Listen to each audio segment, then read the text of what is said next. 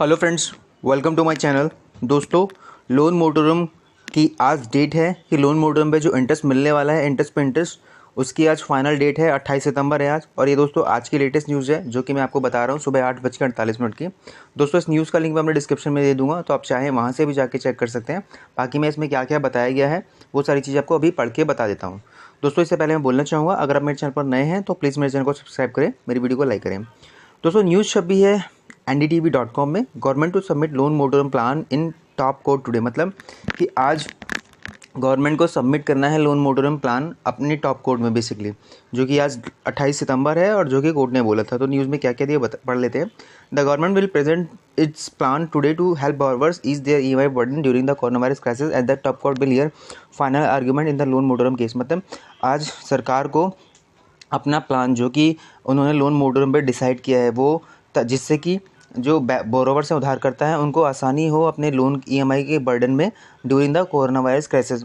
और उसकी जो आज आर्ग्यूमेंट है, फाइनल आर्ग्यूमेंट होने वाली है लोन मोटोरम केस के related.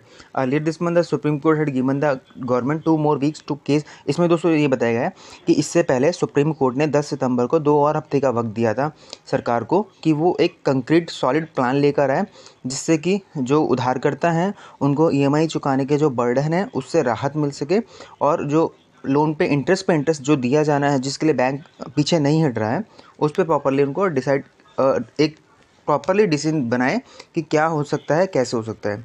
The top court is hearing a batch of petition seeking a waiver of interest on deferred EMI during the moratorium introduced by the RBI to offset the financial hit taken by borrowers during the corona virus induced lockdown. मतलब top court जो supreme court है basically आज वो hearing करेंगे, जिसमें कि एक petitions की जो बैच, पूरा एक बैच उनका हियरिंग सुनवाई करेगा, जिसमें कि वेवर ऑफ इंटरेस्ट का जो पिटिशन है during the motorium on loan period, वो सारी चीज़ों की बातचीत की जाएगी, जिसकी वजह से कि आरबीआई ने बोला है कि जो फाइनेंशियल हिट हुआ है बेसिकली उनको बोरोवर्स को ड्यूरिंग द लॉकडाउन के टाइम पे।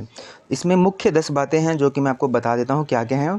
इन सितंबर 10 order the top court had given the last chance to the government and RBI to come up with a plan refusing to adjourn the case any further. मतलब 10 सितंबर को supreme court ने साफ साफ ये आखिरी मौका दिया है सरकार को और आरबीआई को कि एक कंक्रीट प्लान के तहत वो कोर्ट के सामने पेश हो, जिसमें कि और इसमें वो प्रॉपर फाइनल बताए कि क्या करना है, क्या उन्होंने सोचा है। इससे आगे इस केस को नहीं एक्सटेंड किया जा सकता है बिकॉज उधारकर्ता काफ़ी ज़्यादा परेशान है।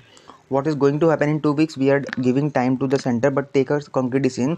The judges had said as the government sought more time. On that day, the Supreme Court extended an internal order restricting lender from declaring any accounts as non-performing asset or bad loans.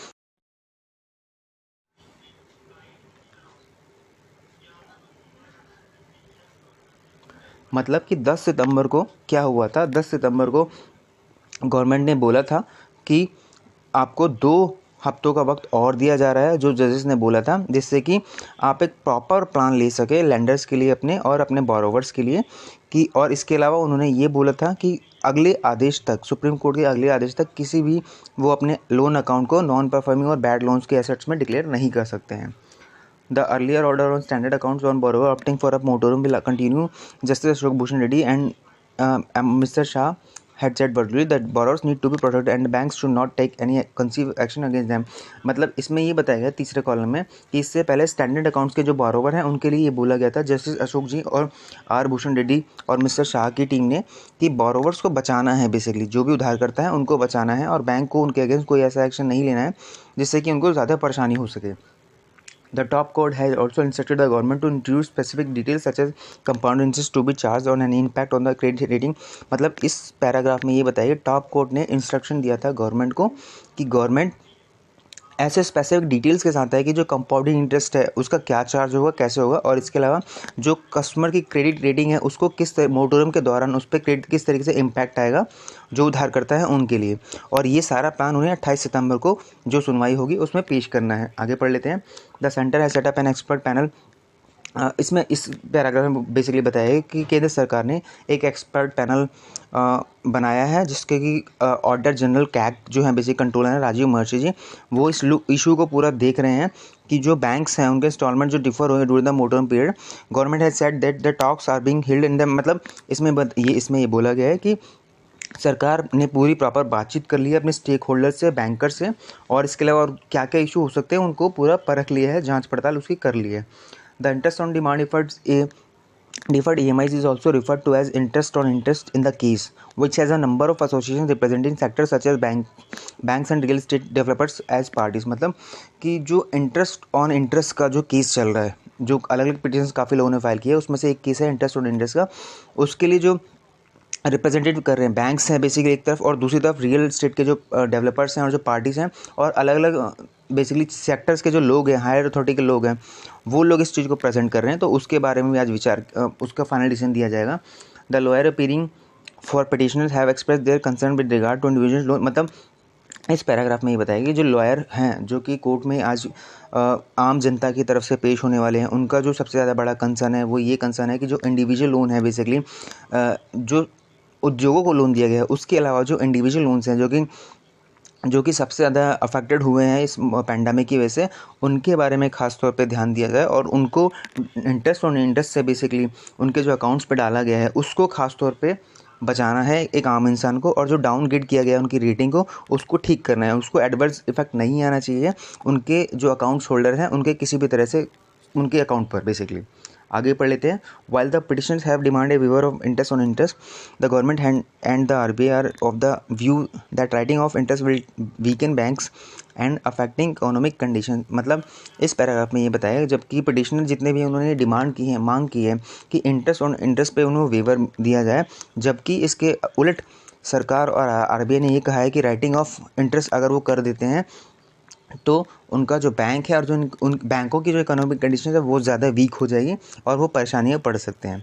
अगले points में पढ़ लेते हैं। The centre and the RBI says that a waiver of interest on deferred EMIs would be against the basic canon of finance and unfair to those who repaid loans as per schedule. मतलब इसमें बताया गया कि केंद्र सरकार और RBI ने ये बोला है कि अगर इंटरेस्ट ऑन इंटरेस्ट को वेवर कर दिया जाता है तो ये बैंकिंग के उस बेसिक रूल के अगेंस्ट होगा जिसमें कि के लिए अनफेयर होगा, जिसमें कि जिन लोगों ने एज पर टाइम ड्यूरिंग मोटोरम पे किया था, मतलब कि उनके लिए ये एक गलत चीज़ हो जाएगी, तो वो ऐसा नहीं कर सकते हैं, ऐसा बैंकों और RBI का कहना है।